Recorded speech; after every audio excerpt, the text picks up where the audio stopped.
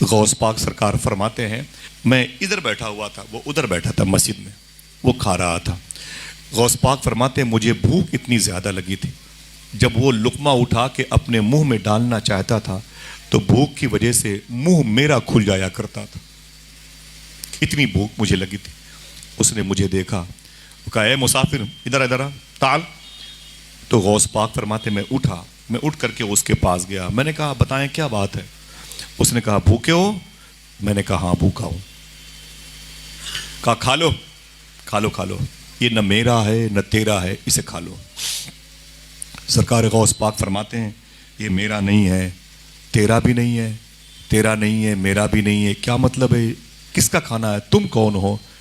تو وہ کہتا ہے کہ اے مسافر میں بغداد کا نہیں ہوں، میں موصل کا نہیں ہوں، میں یہاں کا نہیں ہوں۔ بولے پھر تم کہاں کے ہو؟ بولے میں ایران کا رہنے والا ہوں۔ بولے ایران میں کہاں کے؟ غوث پاک فرماتے ایران میں کہاں کے ہو؟ مشہد کے ہو، تہران کے ہو، جام کے ہو، شیراز کے ہو، سمنان کے ہو، سنجر کے ہو، اصفہان کے، ایران میں کہاں کے رہنے والے ہو؟ دیکھنا کتنے لوگ سبحان اللہ کہتے ہیں۔ اس نے کہا اے مسافر میں اصفہان کا نہیں ہوں، میں سنجر و سمنان کا نہیں، میں جیلان کا رہنے والا ہوں۔ جیلان میرے شیخ کی پیدائش کے شہر کا نام ہے۔ غوث پاک نے اپنے شہر کا نام سنا، تڑپ گئے، اور تم جیلانی ہو؟ اس نے کہا تم جیلانی ہو؟ بولے ہاں ہاں میں جیلانی ہوں۔ بولے یہاں کیسے آ گئے؟ اس نے کہا اے مسافر میں بزنس کے لیے بغداد آ رہا تھا، تو میرے محلے میں ایک شریفوں کا خاندان رہتا ہے، میرے محلوں میں حسن حسین کے بیٹوں کا ایک مکان ہے، ایک قبیلہ آباد ہے۔ بولے پھر؟ بولے اس خاندان میں ایک بوڑھی عورت رہتی ہے۔ اللہ اللہ، اس خاندان میں ایک بوڑھی عورت رہتی ہے۔ اے مسافر سن، پورے جیلان والوں کی جب دعائیں کبھی قبول نہیں ہوتی ہیں تو اس بوڑھی عورت کے قدم کی مٹی اٹھا کے دعا کی جاتی، اللہ دعائیں قبول کر لیتا ہے۔ وہ عورت ہمارے محلے میں بوڑھی ہے لیکن بڑی تابندہ عورت ہے، بڑی مبارک عورت ہے، اس کے دوپٹے کے ایک دھاگے کے صدقے میں اللہ دعائیں قبول کرتا ہے۔ غوث پاک فرماتے ہیں اس کا نام کیا ہے؟ دیکھنا کتنے لوگ بولیں گے اس کا نام کیا ہے؟ وہ کہتا ہے اس کا نام مخدومہ فاطمہ ام الخیر ہے۔ آئے ہائے، یہی نام تو میرے غوث پاک کی امی کا تھا۔ اپنی ماں کا نام سنا تڑپ گئے غوث پاک، رونے لگے۔ فرماتے ہیں کہ پھر یہاں تم کیسے آئے؟ بولے جب میں بغداد شریف سے نکلا نا تو مجھے اسی بوڑھی خاتون نے بلایا، بولے میرے بیٹے تم کہاں جا رہے ہو؟ میں نے کہا بغداد بزنس کرنے کے لیے۔ بولے بغداد میں ایک مدرسہ ہے جسے نظامیہ کہتے ہیں، وہاں پر میرا بیٹا عبد القادر پڑھتا ہے، تم اپنا کام کرنا نا، تو کام کرنے کے بعد اس کے مدرسے میں چلے جانا۔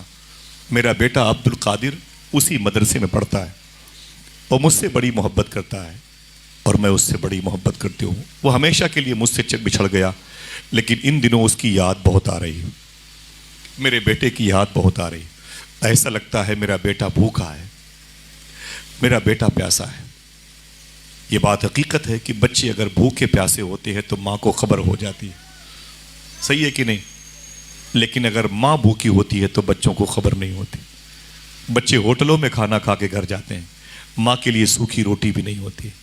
بچے پیپسی اسپرائٹ تھمس اپ پی کے جاتے ہیں، ماں کے لیے بالٹی میں گرم پانی رکھا ہوتا ہے گرمی کے دنوں۔ بچے اپنی بیوی کے لیے علاج کے لیے ادھر بیدانتی سہارا شکنتلا پی جی آئی چلے جاتے ہیں اور اپنی ماں کے لیے 10 روپے کی 2 گولی کسی بنیے کی دکان سے خرید کے لا دیتے ہیں۔ یہ کیسا رشتہ ہے؟ کبھی آؤں گا تو میں بتاؤں گا کہ ماں کسے کہتے ہیں۔